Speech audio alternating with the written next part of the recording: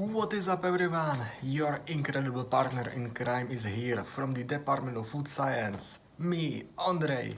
Woohoo! Okay, so in the next 3 minutes I will tell you everything what you need to know how to use the centrifuge. Okay? Ready? Steady? So let's get into it. Okay, first things first. Before you start your laboratory work, be sure that everything works well.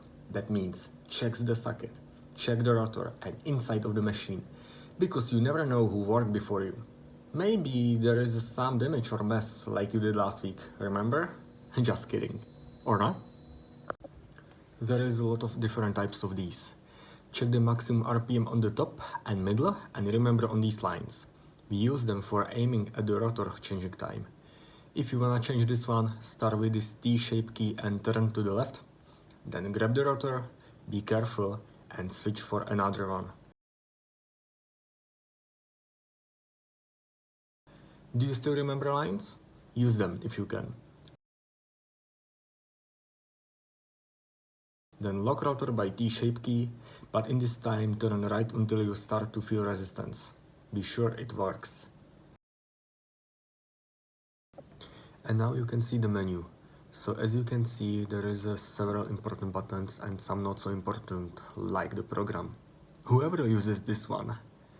Now you can change the temperature, rotation,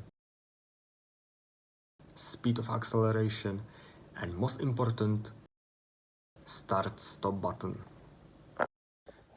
And now, if you wanna know how to operate correctly, let's ask these two guys. Hi, I'm Roger. And I'm Shukri. And we're going to show you some of the basic steps of centrifugation. When centrifuging samples, there are some basic steps to follow. First, check that the centrifuge is clean and ready to use. Switch on, open the lid, and make sure that the rotor spins freely. If using a rotor with swing-out buckets, check that they swing easily. Next, choose appropriate adapters for the tubes you are planning to use. And when loading your samples into the rotor, make sure that they are balanced, with the tubes on opposite sides of the rotor having the same weight and volume. Check your protocol and risk assessment, and if required, fit lids onto the buckets to contain any spillages and prevent contaminating the centrifuge. You're now ready to set the centrifuge controls to start. Some protocols refer to spinning samples at a specific speed or RPM, which stands for revolutions per minute, while some refer to spinning at a specific G-force or RCF, which stands for relative centrifugal force, and this is measured in a number times the force of gravity. For example, 1000 G is 1000 times the force of gravity. If a protocol refers to RPM, it should also name the type and size of the centrifuge to be used, since the G-force generated during spinning will be quite different for a given RPM setting in a small centrifuge when compared to a large centrifuge. This could be very important if samples are being processed for the same clinical trial in many different centres, where each laboratory has a different type of centrifuge.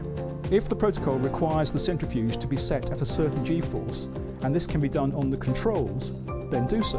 However, if your centrifuge can only be set at RPM, it will be necessary to calculate what speed to use. This can easily be done by measuring the radius of the rotor, i.e., measuring the length from the centre of the rotor to where the bottom of the tubes are when the rotor is spinning.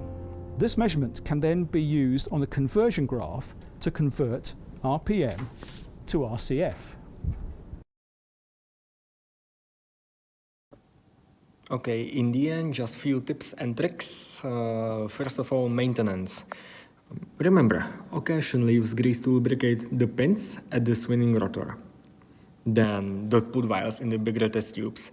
Once I did, half of my samples were destroyed on the bottom because of speed. Don't make the same mistakes. And yes, remember that there is no space for mistakes, because every time you break something, I'm immediately forced to shoot a film like this in the language that I never learned in basic or high school. So please, don't let me do this again. Thank you.